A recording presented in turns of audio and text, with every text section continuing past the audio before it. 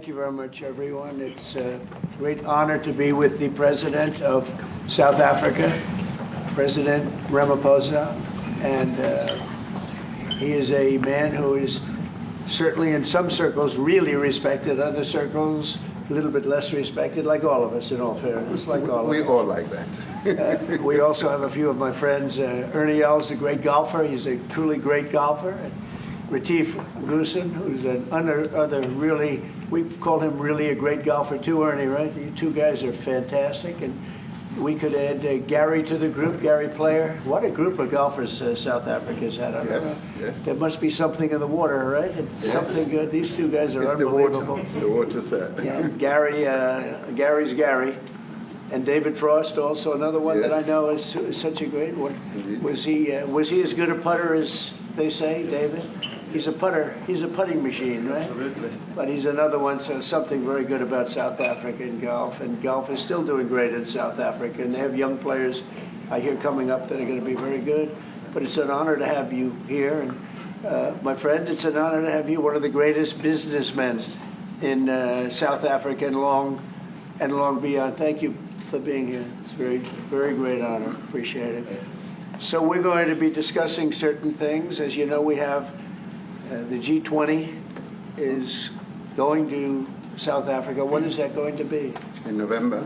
In November. And thereafter, I hand over to you. And yes, we have it next. You originated the G20, so I'll hand over the baton to you, right. And then you lead the G20 in the world. We're going to have it the following year. Yeah. So we'll be discussing many things, and some of the things you've been reading about in the papers and yes. in the media. And I would say that, look, the president is a truly respected man in many, many circles, and in some circles he's considered a little controversial. But we're going to be discussing some of the things that are taking place in South Africa and see if we can help. And we want to help. And we've had a long relationship with South Africa. I have, because indirectly I have so many friends that live there. I have a lot of friends. I mean, these are famous guys, but I have a lot of friends that live there that are tremendous people. And we'll be discussing that. We'll have a nice conversation. And I really appreciate that you guys came along. It really helps us in our thought process. But it is a great honor to have you, and I appreciate you called. He called. I don't know where he got my number, but I picked up. He said, I want to come over and see you. And that was my honor, and thank you very much for being here. You're most welcome. Thank you very much. Well, thank you very much for welcoming us to this reformed White House. I've been here before, and it looks really fantastic. I must congratulate you. Thank you. But I also thank you for allowing our delegation. This is a very mixed delegation that you've got. We've got people from government, my ministers. I've got someone from the trade union movement who we really collaborate with, and from business as well, and our sporting legends. When I spoke to you, you said, yes, come along and bring Gary Player, bring Ernie Els and Retief Goosen. I've brought the two of them. Gary Player, I spoke to him, and he said, look, I'm getting rather on in my years, but wishes us luck in this discussion with you. So it's a real joy, and I'd also like to thank you for allowing your people to start discussions with us at the trade level. I mean, we are essentially here to reset the relationship between the United States and South Africa. We are long-standing partners in many, many ways. We've collaborated in many fields, in space issues, in energy, and in trade, and we therefore need to reset that, particularly in the light of some of the announcements that you made on trade and investment. Right. So we want to advance more trade between the two of us, two countries, and our people now have been empowered by yourself and by myself to start engaging, and we hope that we will be able to fuel that engagement during our talks. And we also want to discuss issues that have to do with how we promote further investments in both countries. We've got about 22 companies from South Africa that have invested in the US, thus creating a number of jobs. And similarly, you've got almost 600 companies that have invested in South Africa, and some of them have been in South Africa for more than 100 years. That's true. So our links are really long-lasting, and we would like to recalibrate those relations between our two countries and discuss a whole range of issues, geopolitical, the work that you're doing to bring peace around the world, in Ukraine and in the Middle East. So we value that, and we are also a great contributor to peace processes that are going on around the world. And of course, we want to discuss how we can support each other. You are a much bigger economy than we are. We're just a tiny economy, but we rely on each other on a number of issues. We've got critical minerals that you want to fuel the growth of your own economy and reindustrialize. So we have that on offer, including rare earth minerals. So all that combination of opportunity and the products that we buy from you, as well as what we sell to you, I believe makes up a really good and powerful relationship, which we need to strengthen, which we need to engender. And that is really what has brought us here. And we are really privileged to have, great South Africans in the mix. As you said, you'd like to see them as well. And I brought you a really fantastic golf book. Weighs 14 kilograms. Oh, that sounds good. And it showcases the golf courses in our country. Johann Rupert wrote preface, so did Annie Els. And I want to showcase our golf courses. You might remember when I spoke to you and we spoke about golf, you said I should start practicing. And I've started practicing, President, so I'm ready. But let me end just the introductory remarks by thanking you. You may not recall that 5 years ago I spoke to you during the COVID period. Right. And it was at a time when the whole world was going through a really cathartic moment. Right. And we asked for assistance, and you were able to assist us with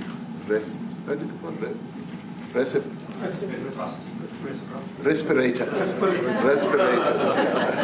respirators, and you kept to your word, and you delivered respirators to us. We didn't have as many in our country, and it really helped to help us deal with COVID. So I'm here also to say thank you and to thank the people of America for having helped us during a really difficult time. Being the small economy that we are, we needed help from around the world. And you were there to provide that. So thank you very much. I remember the call. Yeah. We sent 150 respirators. We became the respirator king. We started making them. Nobody had them. We had very few of them. That's right. But they were very helpful. But we sent 150, and I appreciated the letter. You wrote me a letter. That's right. Yeah. Thank you. I Well, appreciate that very much. Thank you very much for that. It really touched my heart after I spoke to you and you delivered. So, Great honor. Thank you very much. Yeah. Any questions, please? Mr. President, we welcome white Afrikaner refugees here. Can you explain to Americans why it's appropriate to welcome white Afrikaners here when other refugees like Afghans, Venezuelans, Haitians have all had their protected status revoked? Well, this is a group, NBC, that is truly fake news. They ask a lot of questions in a very pointed way. They're not questions, they're statements. We've had tremendous complaints about Africa, about other countries too, from people. They say there's a lot of bad things going on in Africa, and that's what we're going to be discussing today. When you say we don't take others, all you have to do is take a look at the southern border. We let 21 million people come through our border, totally unchecked, totally unvetted. They came from all over the world. In many cases, they're criminals. They come from prisons. They come from mental institutions. They come from street gangs. They're drug dealers. So don't say that we didn't take them. We take them. We're trying to get them out as fast as we can. And we're doing record business on that. And we just won a big case where we're allowed to send back hundreds of criminals to Venezuela. Just won that today in the Supreme Court. I'm happy to hear. But we do have a lot of people very concerned with regard to South Africa, and that's really the purpose of the meeting, and we'll see how that turns out. But we have many people that feel they're being persecuted, and they're coming to the United States. So we take from many locations if we feel there's persecution or genocide going on. And we had a lot of people. I must tell you, Mr. President, we have had a tremendous number of people, especially since they've seen this. Generally, they're white farmers, and they're fleeing South Africa, and it's it's a very sad thing to see. But I hope we can have an explanation of that, because I know you don't want that. It's a kind of a different meeting. Normally we have meetings, we talk about trade, and we'll be talking about trade and other things. But that certainly will be a subject that comes up. Yeah. Yes, please. Brian? Thank you very much. I'd like to get your thoughts on Letitia James. Director Polte, according to him, Letitia James says that the alleged mortgage fraud was simply a mistake. I want to get your thoughts on that. She put down that her father was her husband in order, and this is very similar to, I guess, the false attacks they have on here. Well, I don't know what it is currently, but Letitia James, who's the Attorney General of New York State, it seemed, I'm not involved in that at all. I know that it's being handled by various groups, I guess, but it's major fraud, mortgage documents, and fraudulent everything. I think she said the father was her husband, which she had to have a husband, or so she chose her father, and she put it down, and she had didn't she sign in Virginia, yet she said she lived in Virginia, yet she's the New York State Attorney General, and she did that for tax reasons, so she could take advantage of taxes. And she had the wrong number of units. She had a much different number, which wouldn't have allowed her to qualify and scam the government. So I don't know. I think she's very bad for New York, but I really don't know too much about it, but I appreciate the question. Yes, thank you very much. Yes, Yes. Mr. President, for you to be convinced that there's no genocide. Please. Thank you, Mr. President. So May 25th will be the celebration of Africa Day, which pretty much a lot of celebration will be taking place around the world, including here in the United States. What is your message to the entire African continent, African people, in this important occasion? Well, I want to see peace, and I want to see happiness. I want to see health, and you have incredible land. There's tremendous value. A lot of countries don't have that value in the land, the value you have. We have a situation, I think you probably heard about it. We've done, through some very talented people, helped settle a war that's been raging for years, Rwanda and the Congo. And I think we've done it. Believe it or not, I think we've done it. And could you just say a few words about that, my friend? Yes. A couple of weeks ago, the two parties signed a declaration of principle in which they agreed on the way forward. And they have both submitted draft peace agreements, and we have put together one that incorporates both of their suggestions, and we've given it to them. So we're in the process of finalizing Looking this. good, right? Looking very good. No, we have to thank you for even those efforts, because the African continent, particularly SADC, our Southern African Development Community, has for years been seeking to foster peace in the Democratic Republic of the Congo. So all efforts, including those from outside the continent and inside the continent, are really worthwhile. We are removing our troops from there so that peace can then prevail in that whole area. And we hope that with the support of the international community, we will really have peace in that area. It's so vital, it's so important for the whole region. Well, we sent our people there, and I think we did a very good job, as headed by my friend, and that was great. That was great. I mean, I'm just hearing phenomenal reports, because all I'm hearing is death, and they're chopping heads off, and it's horrible over there.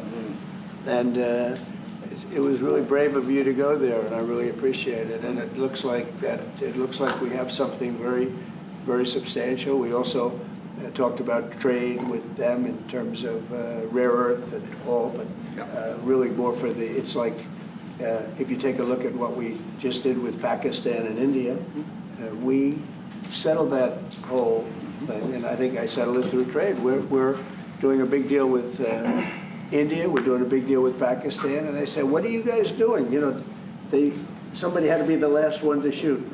But the shooting was getting worse and worse, bigger and bigger, deeper and deeper into the countries. And we spoke to them, and I think you know, I hate to say we got it settled, and then 2 days later, something happens, and they say it's Trump's fault. But Pakistan has got some excellent people and some really good, a great leader.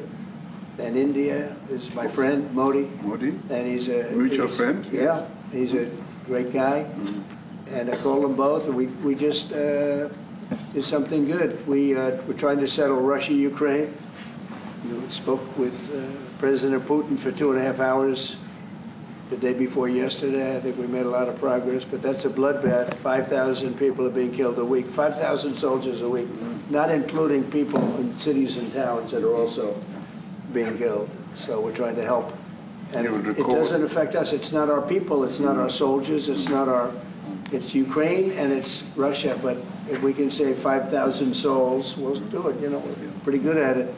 But that's a bad situation. That is a really bad situation. Well, you'll recall when President Zelensky was coming to South Africa, that's when I spoke to you. That's right. We both agreed that we need to push the peace message so that there can really be peace. And we've been involved in the Ukraine-Russia conflict for quite a while. Through my Minister of State Security here, we've been dealing with them, the exchange of children who were taken away, going through names and addresses and all that. So we've been invested in that whole process as well. And the moves that you're making are fully supported by us because we would like to see the end of that war.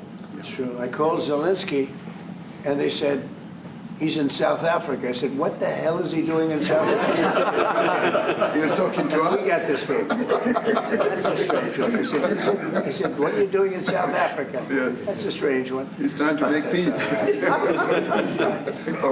We're taking him. You know, we were lucky because we had the great Nelson Mandela, who taught us how to create peace, to make peace. So we were imparting some of those lessons to him, some of those learnings, and I specifically mentioned to him that this is how Nelson Mandela taught us that when you want to have a peace in a country, do it on an unconditional basis and sit down and talk. And that's precisely what I'm sure he's going to heed. Well, we're going to see what happens with that one. It's there's a lot of hatred. Yeah. There's a lot of death. It's a bloodbath. It is. I get Unfortunately. I get the satellite pictures of that field, of that killing field. You never saw anything like it in your life. It's horrible. It's a horrible thing that goes on, but I think we've made big progress. Yeah, please, go ahead. Thank you, Mr. President. No, not you. Right here. He's from South Africa. Go ahead, please. What are you expecting on the ICJ case? Are you expecting South Africa to drop that? Is that what you're trying to do? On which case? The ICJ The International case is Criminal Justice. International Criminal Court. I don't expect anything, to be honest. I really don't. I don't know. It's they've got a case. There's a lot of anger there, tremendous anger. I don't expect anything. We'll see what happens. We'll have a ruling, and who knows what the ruling is going to mean. Yeah. On that subject of Gaza, Mr. President, are you going to be speaking to Prime Minister Netanyahu about Israel's renewed offensive there? There's been a lot of concern from European countries. The Pope has expressed concern. Are you going to be asking Prime Minister Netanyahu to tone down the offensive in Gaza to let more aid in? Was that a question or a statement? It's a question. This guy's, you never change. Mr. President, this time, what would Please. it take for you to be convinced that there's no white genocide in South Africa? Well, I can answer that for the President. It's for him. No, seriously. I'd rather have him answer. Yeah, I'd rather answer that. It will be. Our president will respond to you. Yeah, let me- Thank you, Mr. President. It will take President Trump listening to the voices of South Africans, some of whom are his good friends, like those who are here. When we have talks between us on the around a quiet table, It will take President Trump to listen to them. I'm not going to be repeating what I've been saying. I would say if there was Afrikaner farmer genocide, I can bet you these three gentlemen would not be here, including my Minister of Agriculture. He would not be with me. So it'll take him, President Trump, listening to their stories, to their perspective. That is the answer to your question. But, Mr. President, I must say that we have, wait. We have thousands of stories talking about it. Sure. And we have documentaries, we have news stories, and that. Is Natalie here, somebody here to turn that? I could show you a couple of things, and it has to be responded to. Yeah, sure. Let me see the articles, please, if you would, and turn the lights down.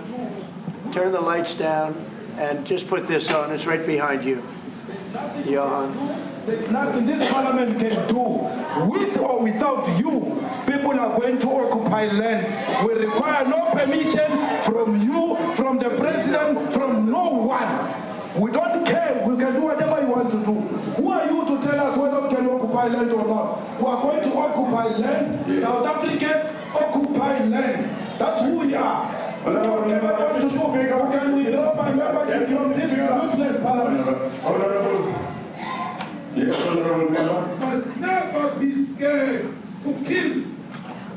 A revolution demands that at some point there must be killing, because the killing is part of a revolutionary act. Shoot to kill. Namaza. Kill the poor, the farmer. Kill the poor, the farmer. Pa, pa.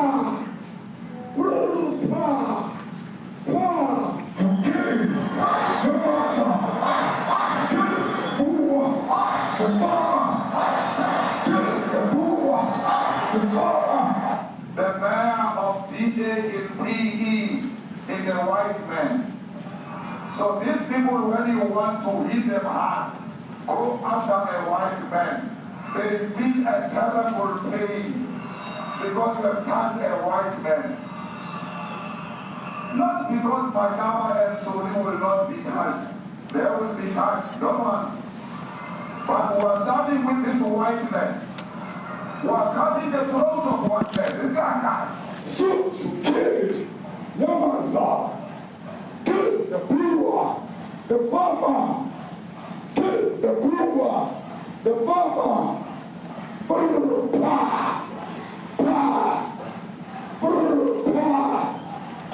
Shoot to kill.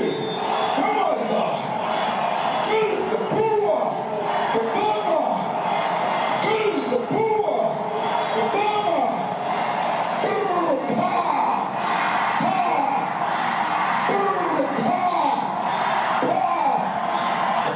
I don't know what's going to happen in the future. I'm saying to you, was not called for the killing of white people, at least for now. I can't guarantee the future. Yeah, but I mean, you understand somebody watching that, especially as it gets shared on Twitter, they freak out. It sounds like a genocide over there. I can't take it.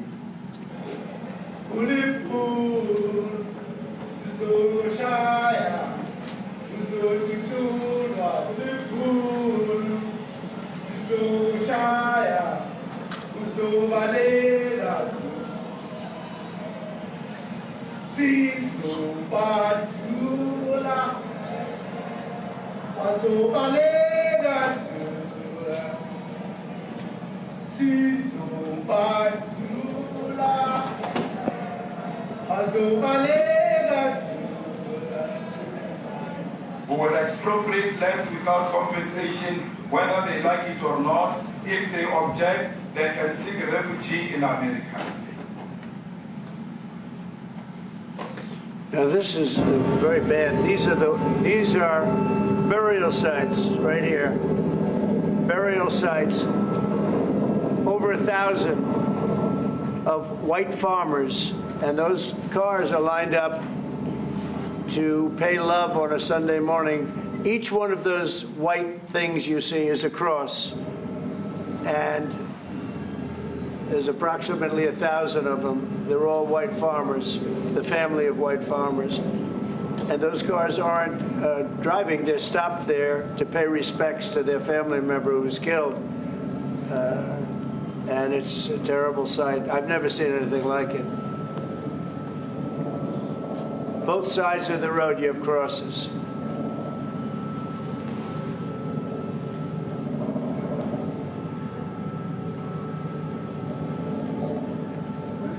Those people were all killed.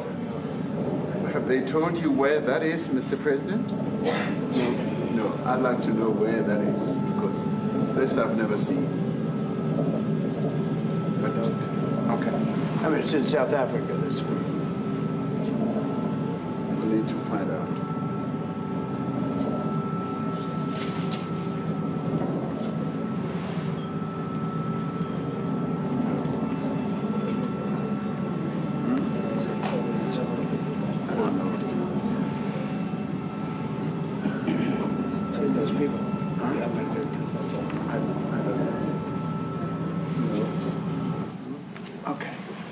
Mr. President, the Pentagon announced that it would be accepting a Qatari jet to be used as Air Force One. What are you talking about? What are you talking about?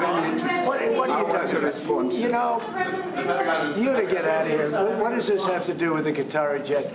They're giving the United States Air Force a jet, okay? And it's a great thing.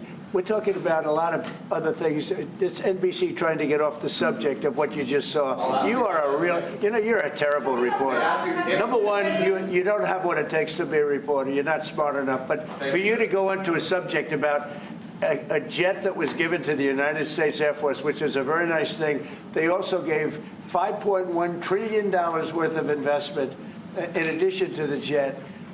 Go back, you ought to go back to your studio at NBC, because Brian Roberts and the people that run that place, they ought to be investigated. They are so terrible the way you run that network, and you're a disgrace. No more questions from you. Go ahead. Go ahead, talk about that. His name is Peter something. He's a terrible reporter. Quiet. That's my question now. Let's go. Thank you so much. President Trump, and it's Austin from ENCA in South Africa. Thank you very much. Thank you very much.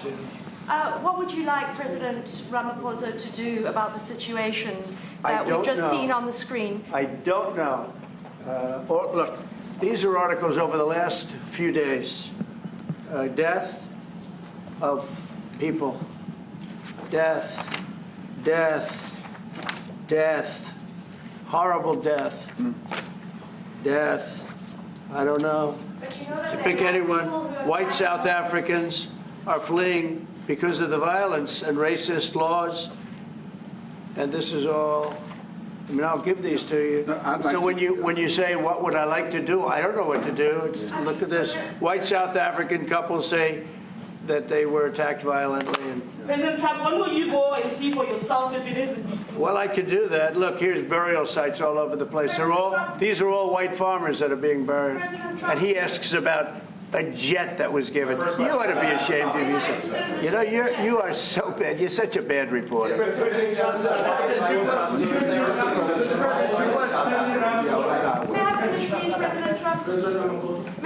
This is one after another. This family was wiped out. I'm just looking.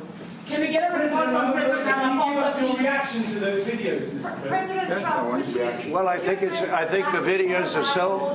No. When you look at the videos, I mean, how does it get worse? And these are people that are officials, and they're saying that kill the white farmer and take their land. That's what. And I have other friends in South Africa. I have people that left. One in particular that says you can't go there. He said they want to take your land. They take your land and they kill you. It's okay, and they say it's okay to do. Now we're going to talk about it. But this is a tremendous look. This is a story recent. These are all people that recently got killed. Yeah. And I don't know how it can get any worse. These are. And you know, the men that you saw, the people that you saw in that movie, those are officials. Those are people that were in office. They had one march, they had a dance in your parliament, whatever you may call it, legislature. Well, and let me it was clarify terrible. that. Yeah, Let me please. clarify that, because what you saw, the speeches that were being made, one, that is not government policy. We have a multi-party democracy in South Africa that allows people to express themselves, political parties to adhere to various policies, and in many cases, or in some cases, those policies do not go along with government policy. Our government policy is completely against what he was saying, even in the parliament. And they're a small minority party, which is allowed to exist in terms of our constitution. But you do allow them to take land. No. You do allow them to take land. Nobody can and take then when land. they take the land, they kill the white farmer. And when they kill the white farmer, nothing happens to them. No, there is nothing happens to them. There is criminality in our country. People who do get killed, unfortunately, through criminal activity, are not only white people. Majority of them are black people. And we have now The farmers are utilized. black. The farmers are not black. We I don't now- say that's good or bad, but the farmers are not black. And the people that are being killed in large numbers, and you saw all those grave sites, and those are people that loved ones going, I guess on a Sunday morning, they told me, to pay respect to their loved ones that were killed. Their heads chopped off. They died violently. And, you know, I mean, we're here to talk about it, and I didn't know we'd get involved here. But I will say this, that if the news wasn't fake, like NBC, which is fake news, totally, one of the worst, ABC, NBC, CBS, horrible. But if they weren't fake news like this jerk that we have here, if we had real reporters, they'd be covering it. But the fake news in this country doesn't talk about that. They don't want to talk about it, but now they have to talk about it. But they won't. This won't even be a subject. They'll have him talking about why did a country give a free, think of this, why did a country give an airplane to the United States Air Force? Okay, the United States, not to me, to the United States Air Force, so they could help us out, because we need an Air Force One until that's Air Force One, it's being built, 2 of them being built. But Boeing's a little bit late, unfortunately. So why did they give us a plane to the United States Air Force? That's what that idiot talks about after viewing a thing where thousands of people are dead. I'm sorry, I don't have a plane to give you. I wish you did. I take it. I would take it. If your country offered the United States Air Force a plane, I would take it. Okay. But coming back to this issue, which I really would like us to talk about, and talk about it very calmly. We were taught by Nelson Mandela that whenever there are problems, people need to sit down around a table and talk about them. Well, there are And this is precisely what we would also like to talk about, including, of course, trade matters, investment matters. So the issues that concern you as the United States. Those are all recent. Those are all deaths. Yeah, in many ways, I mean, one should say you are a partner of South Africa, and you are raising concerns, and these are concerns that we are willing to talk to you about. Let me just add quickly, you know, the criminality that we are experiencing in our country needs quite a lot of technological capability. And in one of our areas in South Africa, we're using US technology, which is able to, in many ways, identify where shootings are happening and all that. And I'd like to talk about that, because there is support that we can get from you as the United States to help us deal with all these acts of criminality. And that is what I believe partnership is all about. And we are here as a partner so that we can help each other whenever there are challenges. So I'd like us to discuss it, and of course outside of the media, so that we sit down and have a really good discussion that will lead to good outcomes. Are there any other further punitive measures that could be in place should you not be satisfied that South Africa is fixing some of the very bad things, in inverted commas, that you tweeted are happening?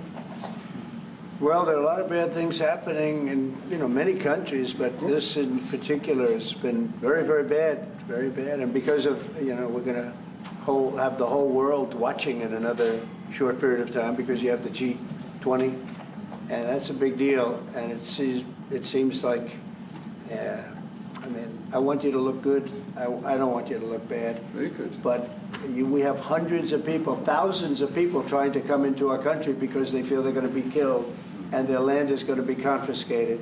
And you do have laws that were passed that gives you the right to confiscate land for no payment. You can take away land for no payment. I want to clarify that because we have a constitution. Our constitution guarantees and protects the sanctity of tenure of land ownership.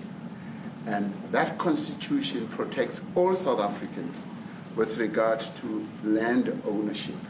However, we do say, because we've got to deal with the past, the government, and as your government also has the right to expropriate land for public use. And you're doing that. And we've never really gotten underway with that. And we are going to be doing so. You're taking people's land away we have not. from them. And those people, in many cases, are being executed. They're being executed. And they happen to be white, and most of them happen to be farmers. Mm-hmm. And that's a tough situation. I don't know how you explain that. How do you explain that? They're taking people's land away, and in many cases, those people are being executed. And in many cases, it's not the government that's doing it. It's people that kill them and then take their land, and nothing happens to them. But we have thousands of people that want to come into our country. They're also going to Australia in a smaller number. But we have thousands of people that want to come into our country, and they're white farmers, and they feel that they're going to die in South Africa, and it's a bad thing. Yeah, please. What can South Africa do? What concessions would you like to see them make to improve relations with the United States? Then I have one more for President Ramaphosa afterwards. Well, we just spoke about, I got them a very, very complex machine, 150 of them. I was asked by the president if he could help, and I did that. And, I have great feeling for all countries. I deal with all countries, but I have a great feeling for South Africa because I have friends. I have a couple of friends, a few friends here today. I have many friends from South Africa, but many of those friends are not, they can't go back. I have, Elon is from South Africa. I don't want to get Elon involved. That's all I have to do, get him into another thing. But Elon happens to be from South Africa. This is what Elon wanted. He actually came here on a different subject, sending rockets to Mars, okay? Yes. He likes that better. He likes that subject better. That's right. But Elon is from South Africa, and I don't want to talk to him about that. I don't think it's fair to him. That's right. But I will say that people are fleeing South Africa for their own safety. Their land is being confiscated, and in many cases they're being killed. And that scene of, you see how many crosses they have. Those crosses, that's a dead person in every one of them. And those trucks or cars are paying their respects to all of those dead people on a Sunday morning. That's a rough thing to explain away. And the problem we have, and the way, a correct and a fair media exposes things. But we have a very corrupt media. They won't even report this. If this were the other way around, it would be the biggest story. Now, I will say apartheid, terrible. That was the biggest story. That was reported all the time. This is sort of the opposite of apartheid. What's happening now is never reported. Nobody knows about it. All we know is we're being inundated with people, with white farmers from South Africa, and it's a big problem. Marco Rubio was telling me he's never seen anything like it. The numbers of people that want to leave South Africa because they feel they're going to be dead very soon. Yes, please. I was going to say, Brian, go. If I could just ask you a question. 72% of farmers in your country are white. If they flee, do you feel that maybe the economy could collapse? You may not have a gap to fill in those people that need to replace those farmers. I'd like my Minister of Agriculture, who is white, who comes from an opposition party to mine, who's joined my government at my invitation to address this very issue, including the question that you've just raised. John? Thank you very much, Mr. President. Yeah. And Mr. President, thank you for welcoming us to the White House. I would say we have a rural safety problem in South Africa. I don't think anyone wants to candy coat that.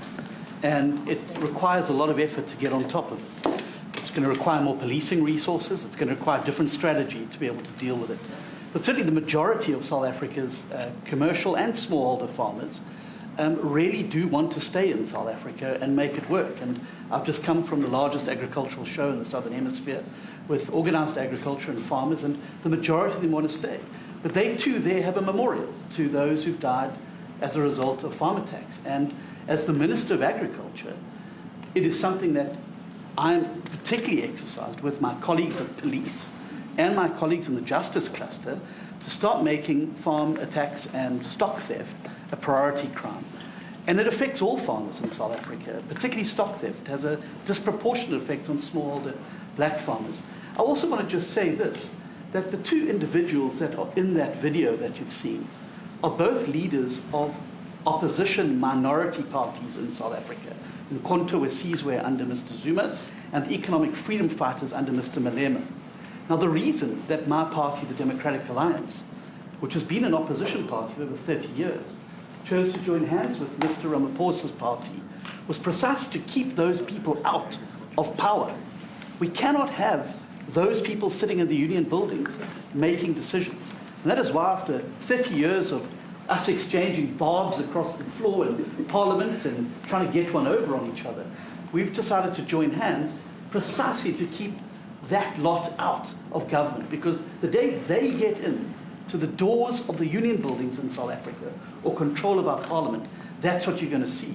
And that is why this government, working together, needs the support of our allies around the world so that we can strengthen our hand, grow our economy, and shut the door forever on that rabble getting through the doors of the union buildings, because then South Africa's future would be... So you denounced that type of language in the video that you saw? Oh, yes. We've always done so.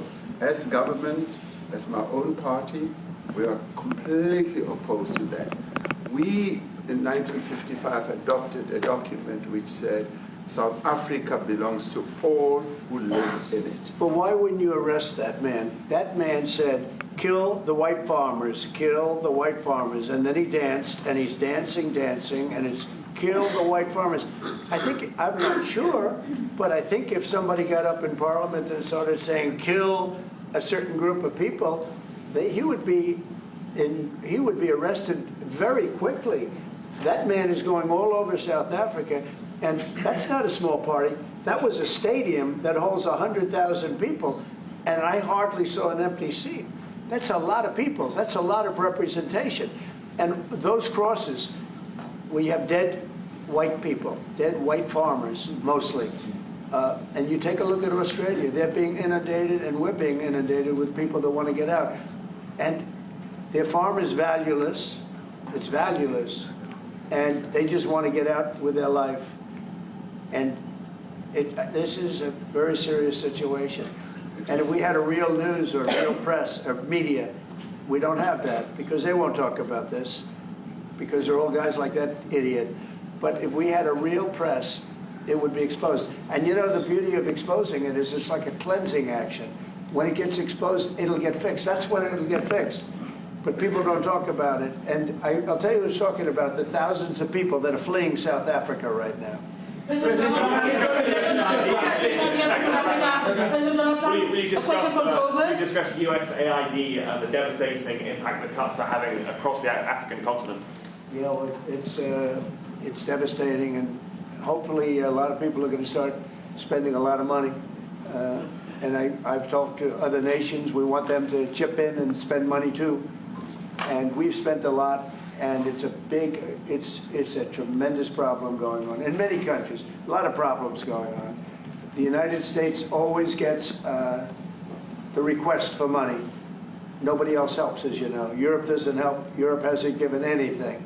All they do is sue our companies. You know, they sue Apple, and they sue all of our companies. Apple had to pay $17 billion on a nonsense lawsuit. Very unfair. But we We're going to always be there to help. President, the Afrikaner is human rights by South African broadcasting. If this Afrikaner resettlement issue is resolved, we're going to go into a room after this, you guys are going to talk. If it is resolved, what is the potential for the future-looking relationships between the United States? It's got to be resolved. It should be resolved. It's a little bit bad when you see a stadium with 100,000 people in it, because that means it's more than just a little movement. It's a pretty big movement in South Africa. So it has to be resolved. It'll be the end of the country if it's not. But is there potential for the relationship moving forward? I hope so. That's why I'm here. November. I mean, I'm not here for my health. I'm here to see what we can do. No, I'd like to see. I have friends. I can tell you, Ernie Els and Retief Goosen, they feel so strongly they wanted to be here on behalf of South Africa, not on behalf of me. Yes. And, they said, can we be here for this? Because they love the country. Ernie, do you guys want to say a couple of words? I hate to put you in this. This is tougher than sinking a 3-footer. They've sank many 3-footers. Thank you, Mr. President. And thanks for the honor of being here. We've known each other a long time. We have spoken. We're proud South Africans. I still have my South African passport. We travel with this passport, and I got my visa here. So, but we want to see things get better in our home country. That's the bottom line. It's been 35 years since the transition. President Ramaphosa was right in the middle of the transition time in 1990 and before that. So it's been 35 years of ANC government, and I know there's a lot of anger, through the transition. There was also a lot of stuff happening in the apartheid days. We grew up in the apartheid era, but I don't think two wrongs makes a right. President Mandela, when he came out of prison for all that time, didn't come out with hatred, and really unified our nation through sport. We won the Rugby World Cup in '95. 4 times.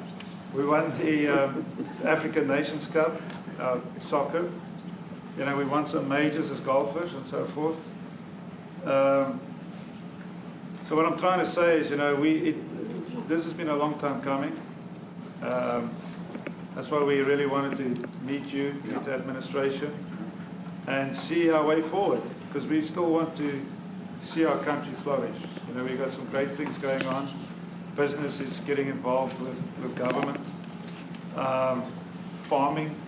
Farmers are getting involved in local municipalities, trying to rebuild some of the infrastructure that's been decaying for a long time.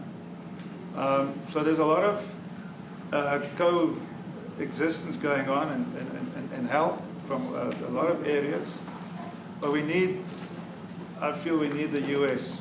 To push this thing through.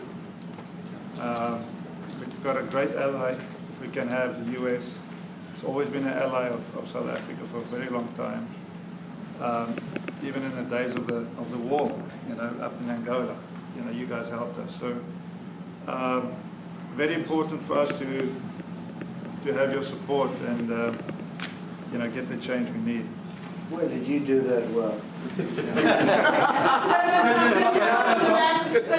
You might have done that even better than he plays golf, which is almost impossible. Johan, please. Sorry, Mr. President, if you had to wind all of those tapes properly, you will see I'm the biggest target of that rabble-rouser. Number one for over 10 years, Mr. Malema. In fact, the first time I met him, he was in the youth league with that gentleman. And look how he's changed. Right. We have too many deaths, but it's across the board. It's not only white farmers, it's across the board. And we need technological help. We need Starlink at every little police station. We need drones. I actually got drones donated for the peace parks to stop elephant and rhino poaching. And his predecessor stopped the importation because he said the United States would spy on us. I mean, US basics, the ridicule. So if you can help us. Remember, sir, you and I lived in New York in the 70s. We never thought New York could be what it became. 2 commissioners, a tough mayor. We need your help to stop this awful killing. But it's across the board. Ernie is right now building a house in George. I'm building 3 cottages for my grandchildren on a farm outside Grafrenet. I often go to bed without locking the door. And we have a serious problem with illegal aliens who stream across the border. And if you really look at our statistics, a lot of these murders, firstly it's unemployment and illegal aliens. And then I met Vice President Watts many years ago, the Charlie Rose show. My wife loved the book. And she reminded me this morning that you emphasized the devastation that occurs when big companies leave towns and cities, and there's a culture of dependency that develops. And I remember you discussing it. Now that's our problem. If we don't get our economy to grow, the culture of dependency and the lawlessness will increase. I've again been against apartheid all my life, and I'm their #1 target. Please just Google my name and Malema. You'll see it, sir. He marched on the farm. But the crime is bad. The crime is terrible, sir, but Mr. Steenhuisen won't admit to it, but he runs the Western Cape, where I live. And the biggest murder rate is in the Cape Flats. Gangs. We've got gang warfare. Like your M33, whatever these guys. We've got equivalents there. But we need your help, sir. And we need Elon technology. Well, one of the real areas of support is really in investments. We've got to grow our economy, because through growing the economy, we're then able to create more jobs. Because crime really thrives where there is inequality and unemployment. And that is one of the reasons that has brought us here, to improve our investment relations, our trade relations, so that we can preserve the number of jobs that your companies have created in South Africa. By virtue of what we export to you, we are able to create up to 500,000 jobs in the auto industry, in the agricultural industry, and a number of other industries, mining, where we export things to you. And we also know that as South African companies invest here, you are also able to create jobs. So it's a mutually beneficial relationship. So our main real reason for being here is to foster trade and investment, so that we are able to grow our economy with your support, and so that we are also able to address all these societal problems, because criminality thrives when people are unemployed, when they have no other hope to eke out a living. So that is what we need to resolve. And your support, your partnership with us is what is really going to give us a strong capability to move forward. Excuse me, do you have anything to say? I mean, I don't want to leave you out. You know, the guy won 3 or 4 majors. 3 or 4?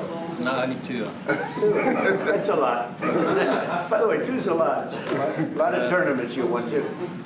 You have anything to say? Yeah, thank you, Mr. President. President Ramaphosa. I grew up in an area in South Africa that is a farmland area, Polokwane. And there is some issues up there, obviously. My dad was a property developer as well as a part-time farmer. And yeah, some of these buddy farmers got killed. The farm is still going. My brothers run it. But it's a constant battle with farms they're trying to burn the farms down. to chase you away. So it is a concern to try and make a living as a farmer. And at the end, without farmers, there's no food on the plate. So we need the farmers And to your brother produce loves the food. farming, right? He wouldn't even want to do what you're doing, right? They love farming. They don't want to leave. But it's a struggle. Yeah, and food and fresh water is the most important thing in life. Without those two things, you can't survive. How is the water there? The water is great, obviously. All the water comes out of the borehole, out of ground for us down there. But yeah, it is a battle to get the water out sometimes when all the equipment gets stolen all the time that you're trying to get the So water does out. your family and your brother, do they feel safe on the farm? They live behind electric fences, try and be at night safe. But it is constant whenever you leave that something could happen. And there's nowhere to live. Both of them has been attacked in their houses. My mom's been attacked in her house when she was 80. So it is difficult. But the guys live a great life despite everything going on. President Trump, I brought along the president of the largest trade union in our country, Ziggy Solosi, because she leads many, many workers, more than 1 million, 2 million workers, and maybe we should give her a chance to say something because she's come all the way to join us. Thank you very much, Mr. President Trump, Thank you. for having us, and President, for extending the invitation to us as organized labor. And I must say that we are here to support the initiative that has been made by our government with business, of course, as organized labor. We've been coming to Washington on the AGOA trade relations in the previous regime. And I think at the center of it all, for me, it is exactly what Mr. Rupert has said, the importance of us growing the economy. We have always emphasized when we were here and kept on coming and negotiating on AGOA that the 600 US companies that are based in South Africa, as you said, President Ramaphosa, 500,000 jobs will be wiped out. We need more foreign direct investment in our country. We are not just talking about those that will lose employment, but we are talking about over 40% of people that are unemployed, that have no hope of ever finding a job. And we think that, correctly, as they have said, that we need to deal with the issue of porous borders in our country, so that everyone that comes in is documented. We also need to, and I would have thought that the minister would address the issue of land expropriation and how the policy works in South Africa.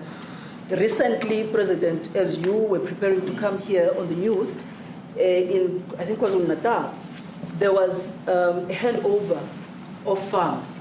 And white farmers were saying, we are donating the land, but also there's a willing buyer, willing seller in South Africa. So there is no expropriation without compensation. But it is a willing buyer, willing seller. And that white farmer was even saying, President, that the government is even paying more in buying the land than what the land is worth of. And I think those are the realities, President.